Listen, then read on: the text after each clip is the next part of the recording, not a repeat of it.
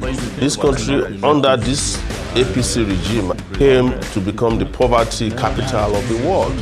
It became the place where the minimum wage became the miserable wage for workers.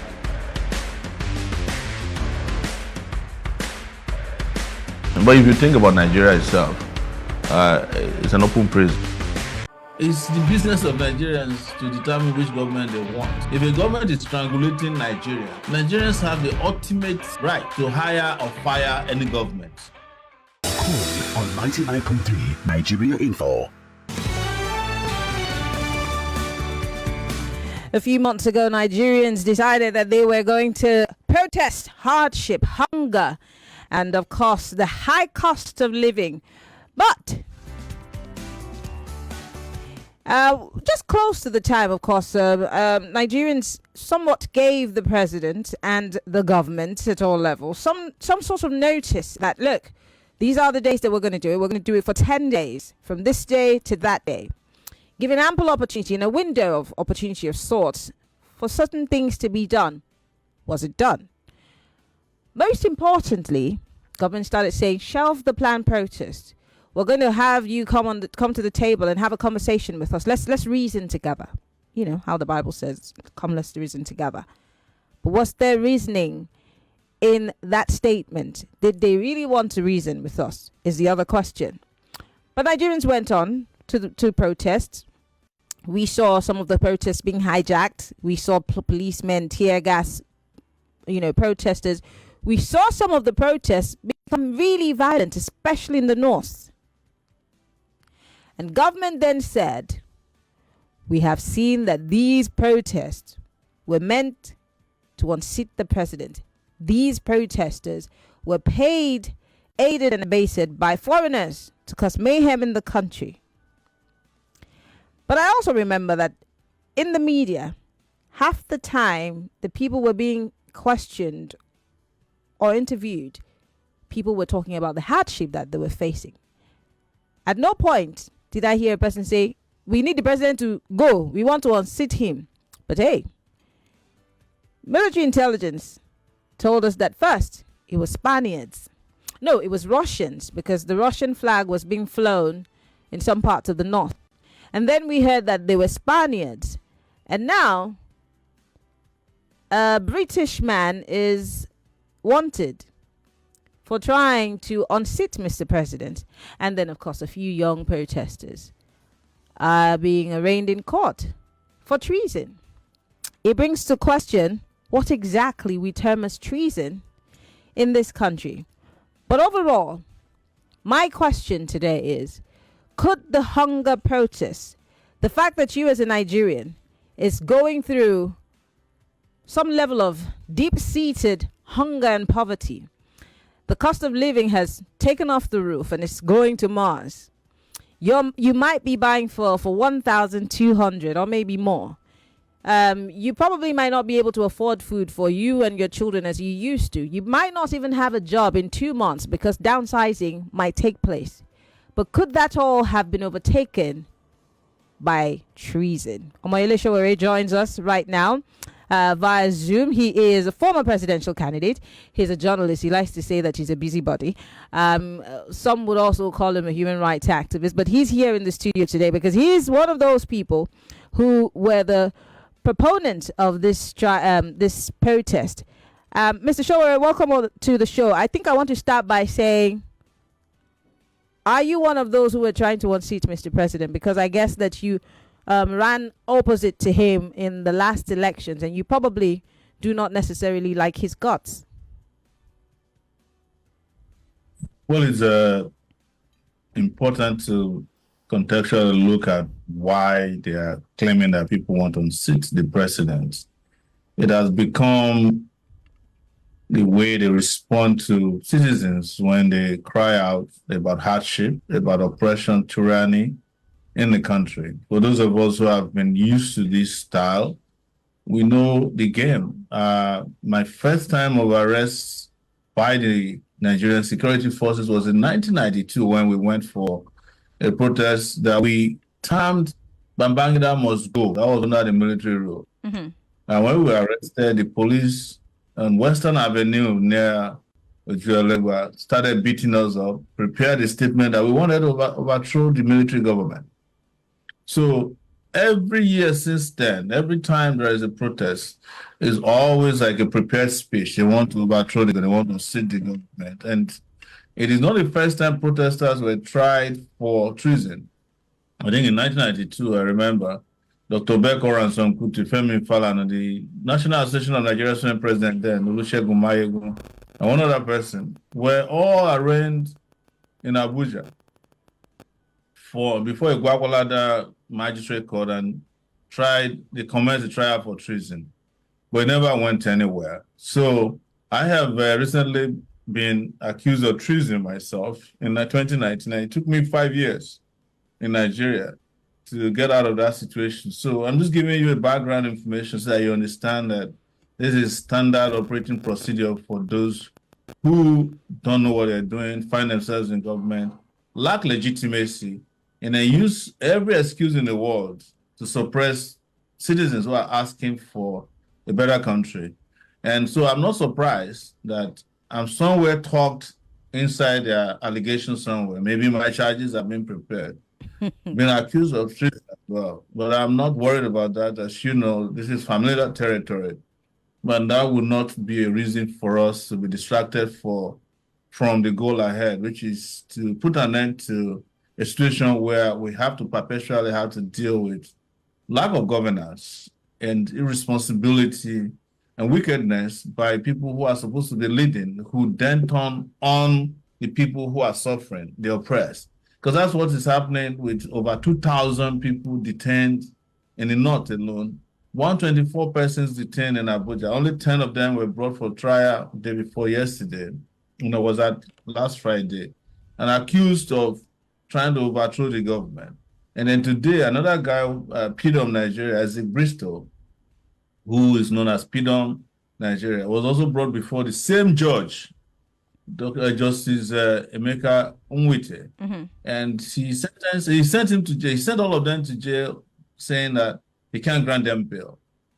This have been decided even before the protests started. And we see how people have been detained by the DSS in Kaduna for over a month now without trial. So there's a whole lot involved in how they want to couch this. But there is an important point on our side, is to continue to march until we win. That's our goal. But who's going to join you to march? Who's going to join you to march when marching in itself has become or has amounted to treason? Well, you can say whatever you want, but even more importantly now, people are more upset. People are more determined, because when you were doing your intro, you said something about the price of petrol, gasoline, which is the life wire of the common man. You've spoken about companies leaving Nigeria, people losing their jobs.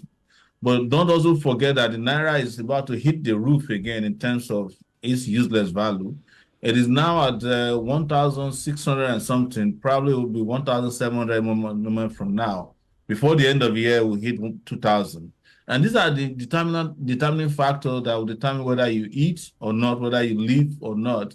They are increasing school fees. They have done everything to frustrate Nigerians to even find food.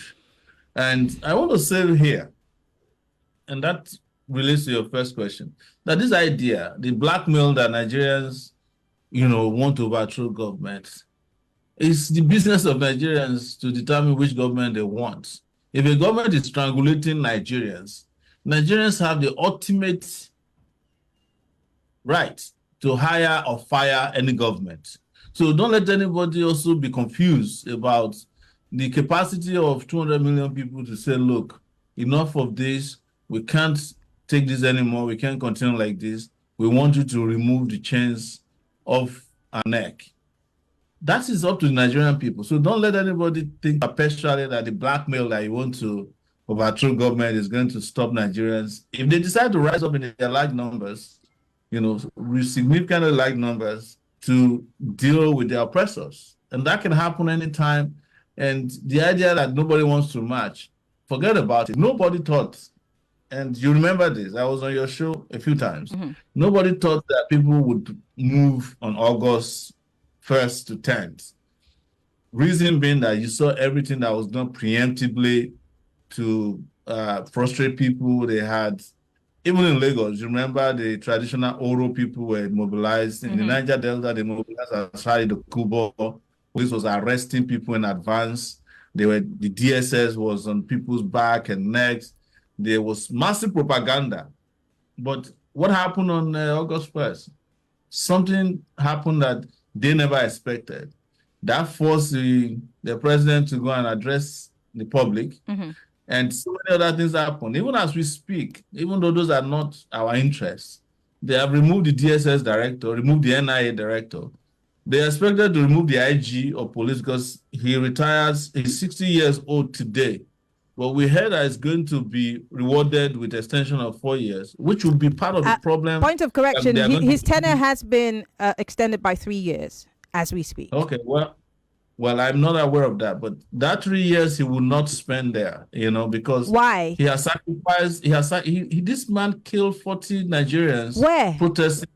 Where? This August in Kano, in Kaduna. Where are the facts? Where are the people that were killed? He's the. Oh, you mean you don't know that people were killed during the last protest? Yeah, but you said 40, so it means that you have the names and faces of these people and their dead bodies. Amnesty International has that, and if you.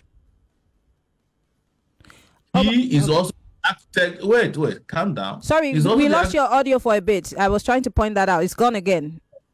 Yes, okay. Can you hear me now? Yes, I can. He is also the architect of all these treason charges. All these treason charges you're saying were brought by the police after several days of detention. Yes, it wasn't. This was brought completely by the IG's office. So he wanted to sacrifice Nigerians so that he could extend his tenure. We can guarantee him that he will not enjoy a day beyond tomorrow, which is September 4th, when he's supposed to have retired from the police. So is there a case that you've instituted a petition against the IGP? Because the way you're sounding, they could also say that this is a threat.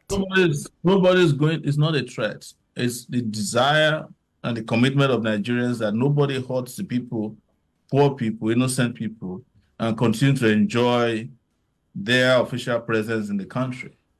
I'm telling you this. So nobody needs to tell you. See, nobody thought when we were talking last time that the DG of DSS would be unceremoniously removed. Nobody thought that the DG of NIA would be unceremoniously asked to retire. But we are there now. And there's nobody, no one single individual, including Tinubu himself, is bigger than the Nigerian people, when the people are tired of them. This IG is on the firing line of the people. So let him take the extension letter and go shove it, because it's not going to take him anywhere because of his atrocities against the people. Well, as much as, you're saying this very authoritatively, his tenure has been extended, and this has been done by the presidency. I don't see nobody protesting, or anybody trying to kick against it. So I'm speaking. So I'm trying to understand. But I'm trying to understand where you're coming from with this statement. Yeah. Well, I'm speaking on behalf of our movement that the man will not be allowed to keep stepping over the graves of Nigerians who participated in peaceful protests in August by getting a tenure extension and enjoying it to the fullest. That you can take to the bank. Let's come back to what was at the core of that protest. Because the government seemed to be eager to listen to Nigerians at the time. The president even said when he did that press, when he gave that address, even though many of you had said he did not address the demands, but he did say, beg that the protest be shelved. And several government officials came out to say, let's have a dialogue, let's have a conversation. All of a sudden, do you not think that has been lost in translation? And do we have a role to play in it becoming a back burner issue? There was never a time we didn't make it very clear during the protests, before the protests, during the protests, and after the protests that we're not interested in that kind of dialogue, because we know what they're asking for in dialogue. They are looking for people to compromise. There was nothing that we demanded for that required sitting down with anybody, because there were things that were done unilaterally. It was unilaterally decided on the day of swearing in that you're going to remove fuel subsidy. You didn't. Now we're hearing that no subsidy has been removed.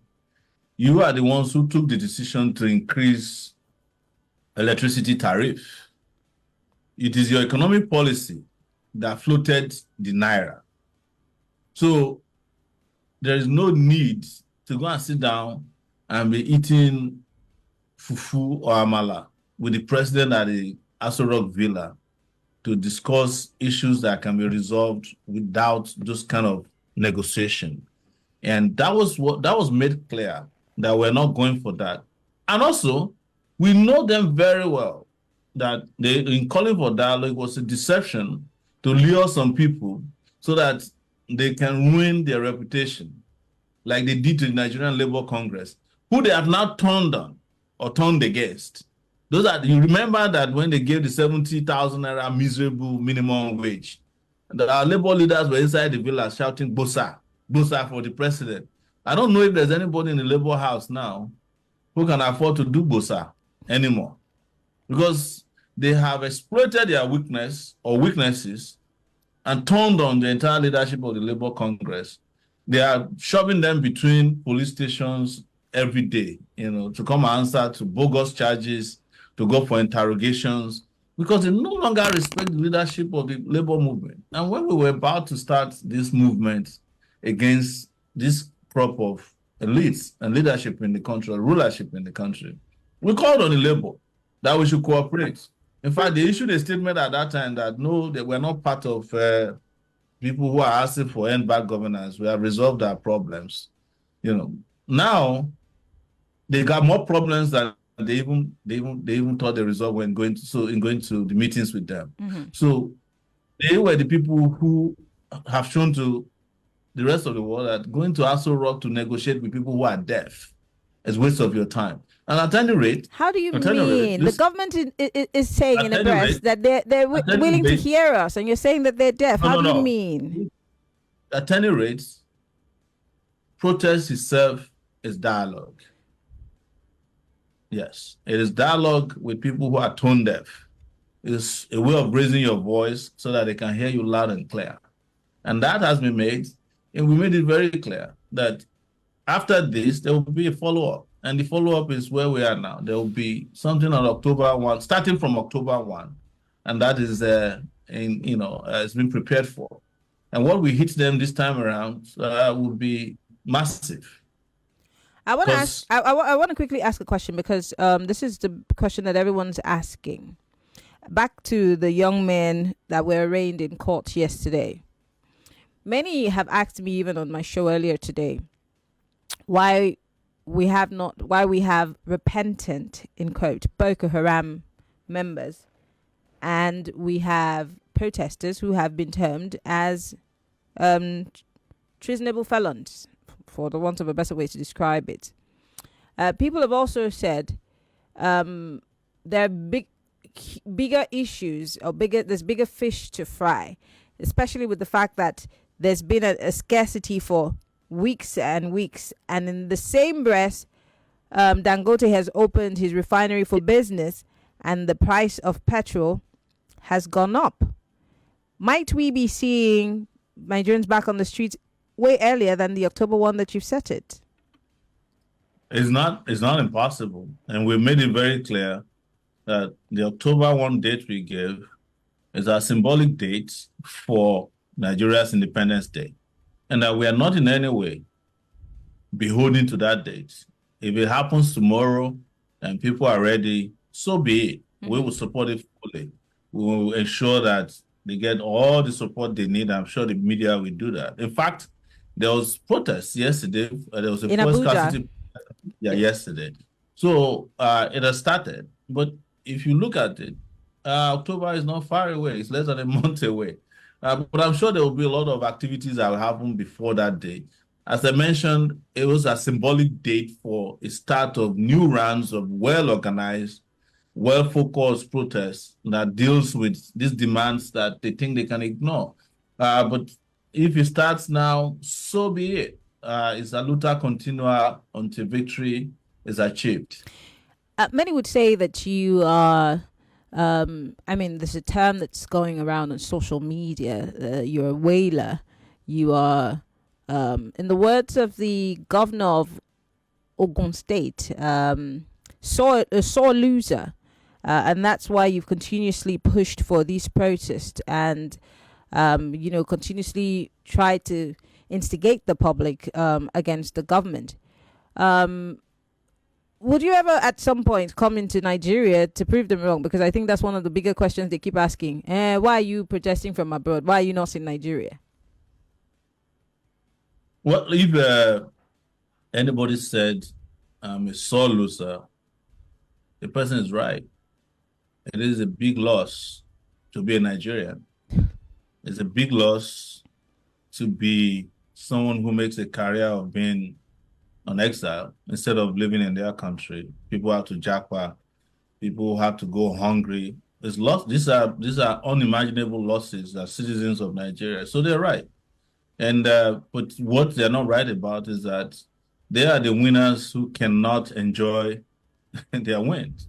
Because for as long as there's poverty in the land, there's hunger, there's starvation, unemployment, there's corruption that's caused all of this, they will have to pay one day, and they'll pay big for this. So, and I do not pay attention to this enough because we are the same people that were given the same names when we were fighting against the military. We saw losers, when I was in university, they used to call us layabouts. That the reason why we will protest is because we cannot cope with classes, and when we want to be going to classes, we can't pass exams. But when we will go to exams, the student union leaders did better than the rest of most people. And so we're combining a lot. In fact, I used to say that the reason I went to an Ivy League school when I arrived in the US, which was Columbia University, one of the 10 best universities in the US, was because I needed to prove to the world I was not a lawyer about. Okay. We have to go on a break. But when we come back, I want us to stay on the issue of the hunger, the starvation that Nigerians are facing, and how we can really get government attention. But stay with us. Omoyele Sowore is with us on Hard Facts. If you're just joining us, it's 31 minutes gone past the 5 o'clock hour. The program is still Hard Facts. Omoyele Sowore, who is our guest this evening, obviously. We're talking about the End Bad Governance protest.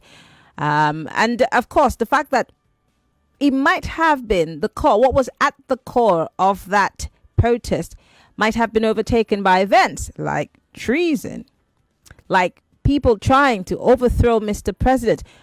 But in between when that protest ended and where we are, have the demands of Nigerians been met?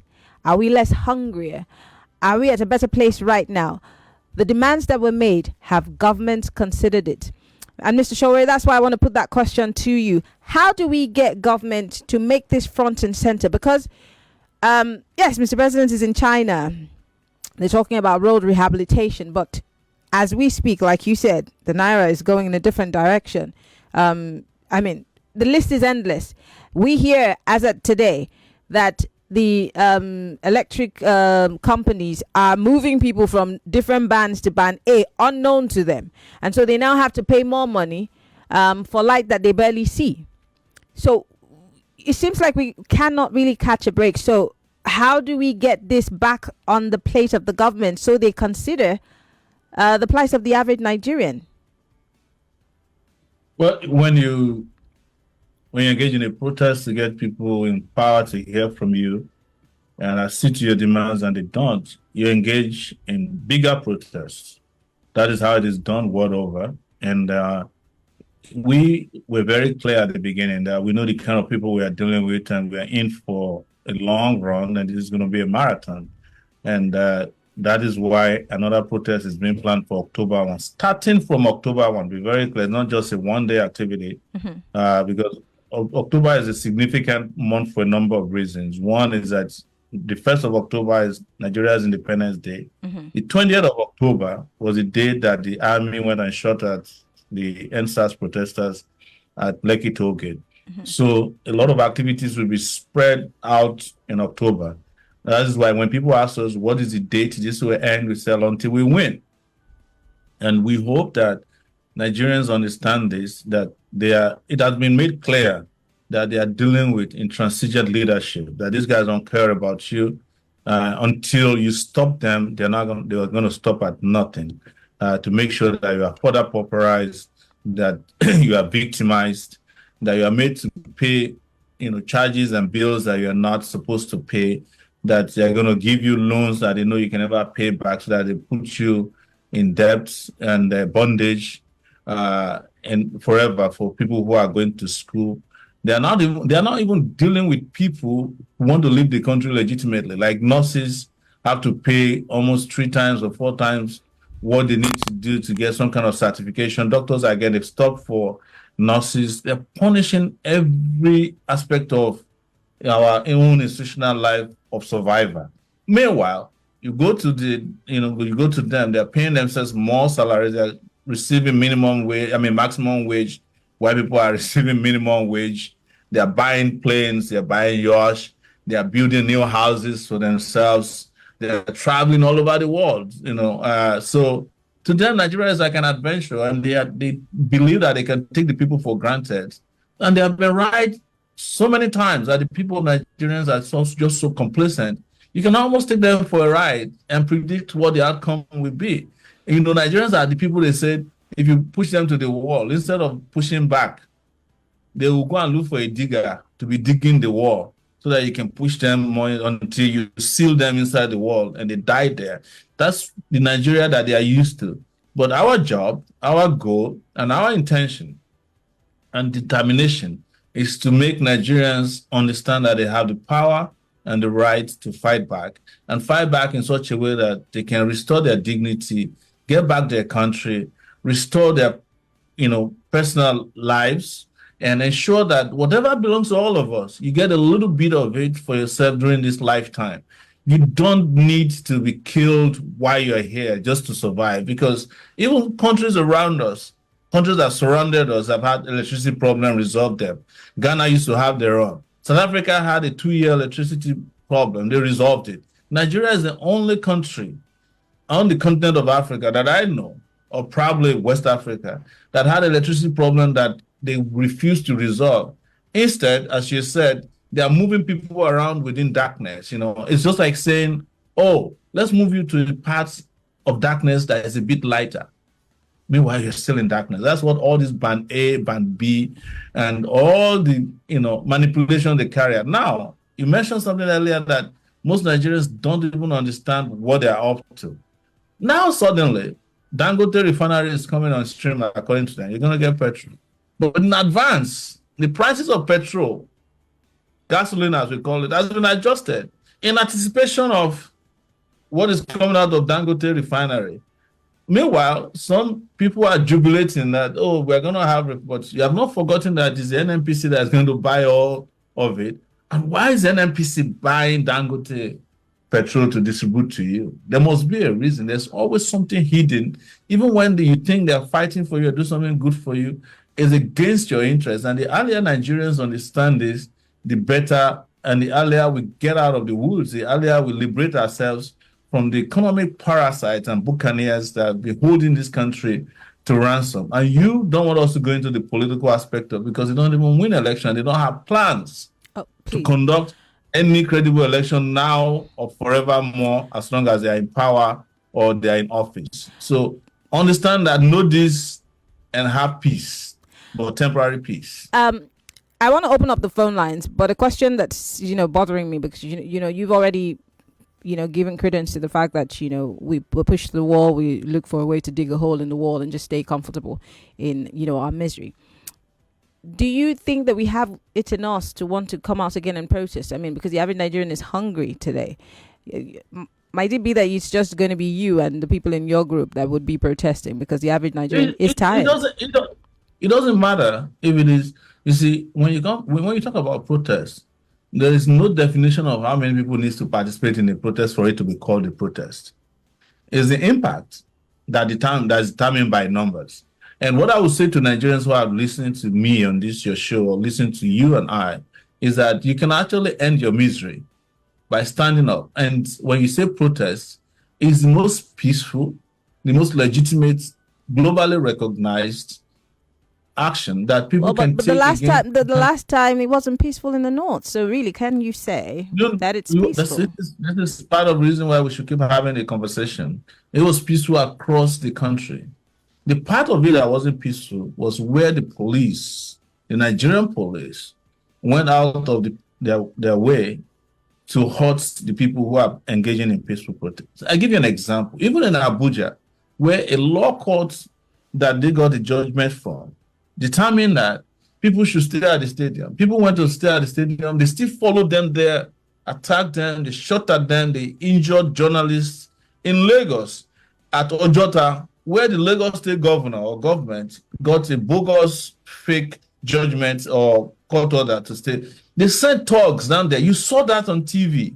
So what do you want people to do anymore? If they were not peaceful, why would they go and stay in government designated area, which is an anomaly for government to designate where people should protest? It's just like, flogging a child and asking the child not to hold on to the parts where, where the whip landed, that you don't want them to feel that part. That's what it is saying. But, again, that is going to change going forward. And okay. That's how much I can tell you. Okay, I want to open up the phone lines. I see it's blinking. Everybody's trying to call. Well, we're live. Facebook.com/Nigeria Info FM. We're also live on YouTube, Nigeria Info FM.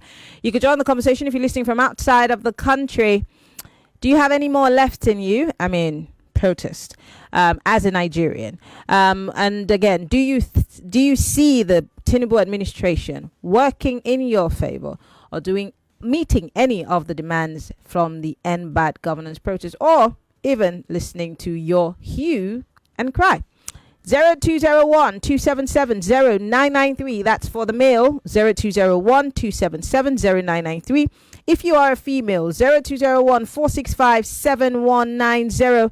And on WhatsApp, it's 080-959-75805. You have 60 seconds. Go straight to the point. Hello.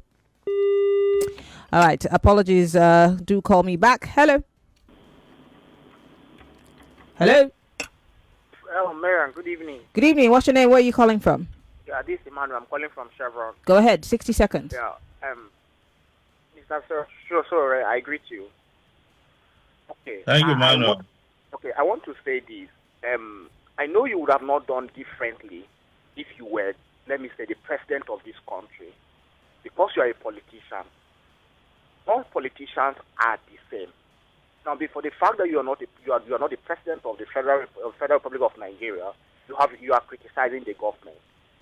I am not against you criticizing the government, but all what I have to say is that if you were in power today, let's say you are the president of the Federal Republic of Nigeria, you would have done no different with what the president is doing now, because all politicians are the same. All right. Thank you. Well, he put it to you, Mr. Sowore. Let's take another call. Hello. Hello. Good evening. Mariam, good evening. Good evening. Turn off your radio, please. Sorry, my sister. This market woman, they speak to you. Ogashe, good evening. I disagree. All politicians are not the same. If you have the one that have been with you for a long time, don't use it to compare another person at all. They are not the same. Market woman, apologies. Do call us back if you can. Hello. Hello. Good evening. What's your name? Where are you calling from? Apologies. Hello. Good evening. Welcome to Hard Facts. Too many people trying to call. Hello. Hello, Marian. Good evening. Good evening. What's your name? Where are you calling from? My name is Ralph, calling from Satellite Town. Go ahead. Honestly, I hate it when people say all politicians are the same. They have made them it's their opinion. Can you really? No. But I know. But these politicians made us to believe. These corrupt politicians made us to believe that all politicians are the same.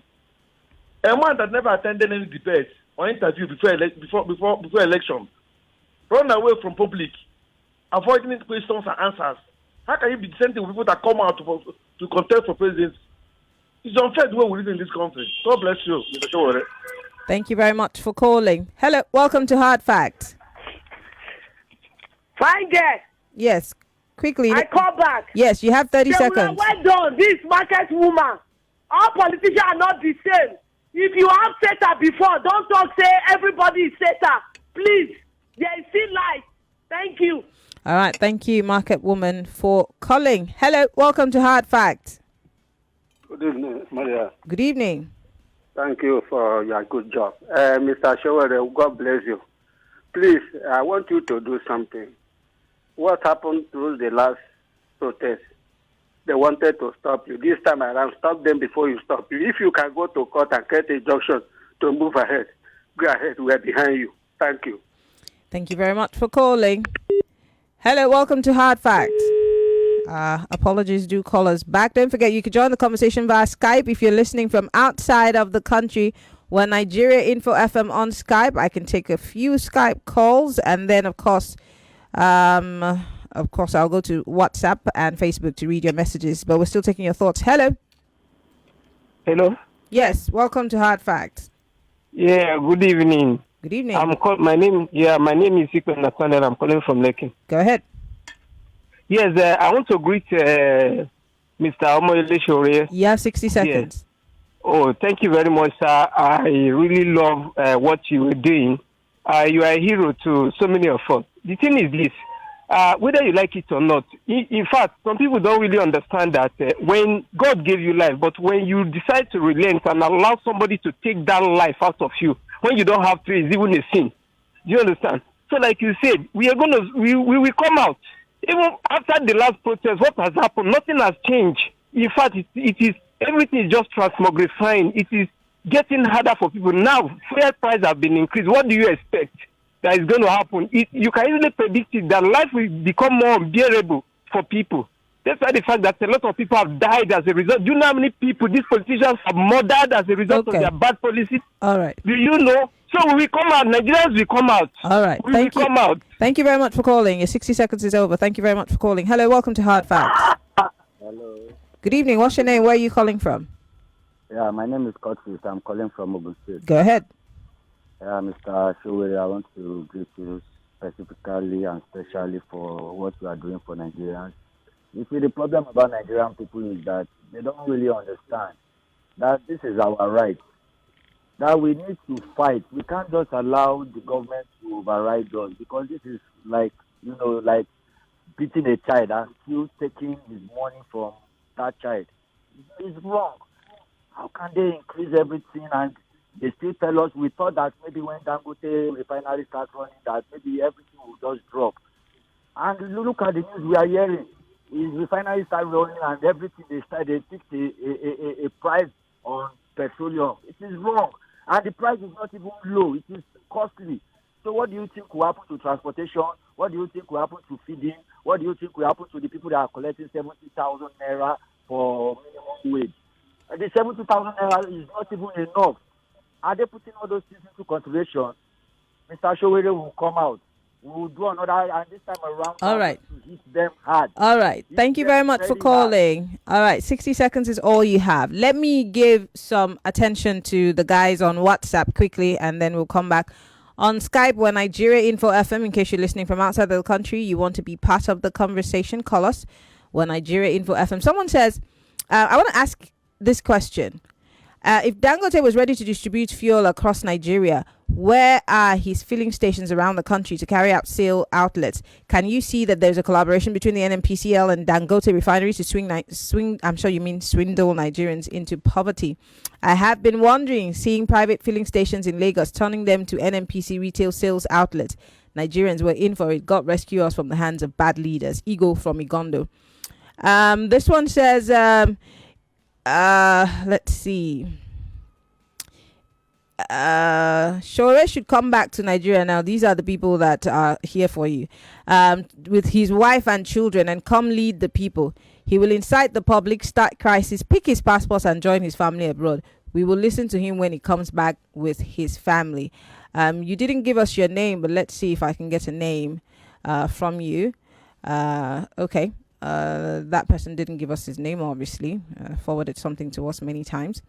Jeremiah here says, good evening, Marianne. Please tell Sowore that if he's truly outside the country and from there pushing for protests in Nigeria, he's very much aware how the evil leaders are. Though we all want a working and productive country, it's unfair for him to it's unfair of him and show how insensitive he is to citizens who are advocating for him to be number one man someday in the country. A man said he's a leader. If you tell me to be behind you or in front of you, it still makes him a leader. Jeremiah is asking, where are you? Okay. Someone here says, good evening, Marianne. I'm Japheth from Lekki. Please help me ask the guests the role of the judiciary in Nigerian government, because it seems they're used against the people. Mr. Sowore, over to you.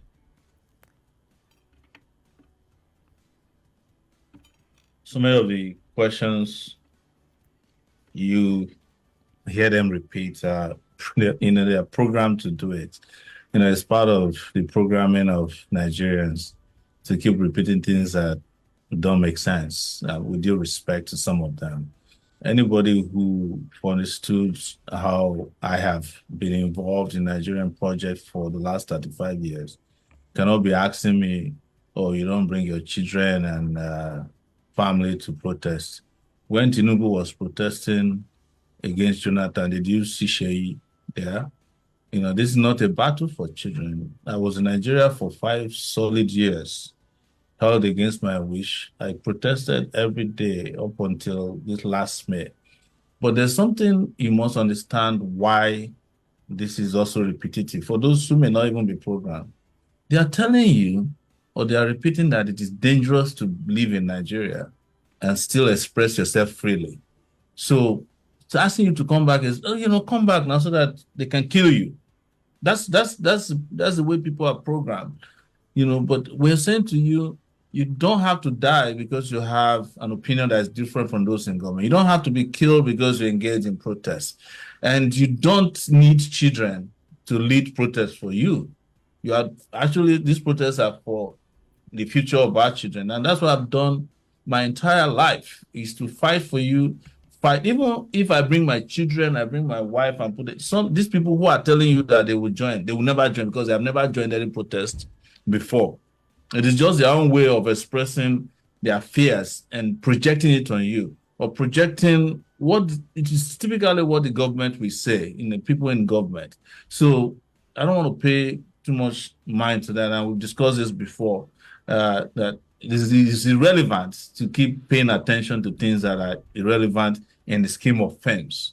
The most important thing is for all of us, whether we are home or abroad, to join hands together to make the country a better place. I have said it, and this might sound petty. If you have a highway from Calabar to Lagos today, I don't have a car to drive on it. The people who are likely to enjoy it the most are the people oppressing you, because they are the ones who have Bentleys, they are the ones who have the best cars in the world. If there's a good airport in Nigeria, I don't have a private jet to fly into it. If Nigeria becomes safe today, I don't even have a house that I can stay in any of the cities. I have a house. But all these things are necessities. Our security needs to be front and center. So when I'm asking for you to have security and doing it for them, it's because I have seen how the rest of the world works. And I want you, who is repeating the same message that they are programming into your head, to have a better life. I want you to be able to walk out around at night. I want you to have electricity. I want you to have water running out of your tap, because I've seen it. I have it where I am. I'm sorry. So, and I have demonstrated several times to you that I'm not afraid of these monsters. I will come back to them and confront them, but you will still be missing. We still won't see you when I come back and participate in the protests. So I don't want us to waste our time on this. Our country must get better. If I had been killed by tomorrow, Mariam, September 4 is about 4 years ago that my younger brother was killed. If I had been killed while I was in Nigeria, everybody would have moved on, right? Would you be asking me to lead if Buhari had? I was shot at in Abuja. My nose bridge was broken. There's nothing they didn't do today. I was abducted inside the courtroom. I could have died in any of those coffers. Would you still need me if I died to come and lead you in the protest? We have to go. We really have to go. So I just want to say clearly that Nigerians should decide to become free. And part of the freedom you need is mental. Liberate yourself from mental slavery. Okay. Because none of us can free ourselves. Well, Omoyele Sowore is a former presidential candidate in the last general elections. He is a journalist. He is also a human rights activist. Thank you so much for coming on the show. We're looking forward to October 1. Let's see what happens at the time. But thank you for coming on the show and having this conversation with us. We appreciate it. Thank you. All right. Thank you very much. Nigeria, they use computer. The leaders of Nigeria, they use radio where they turn the knob.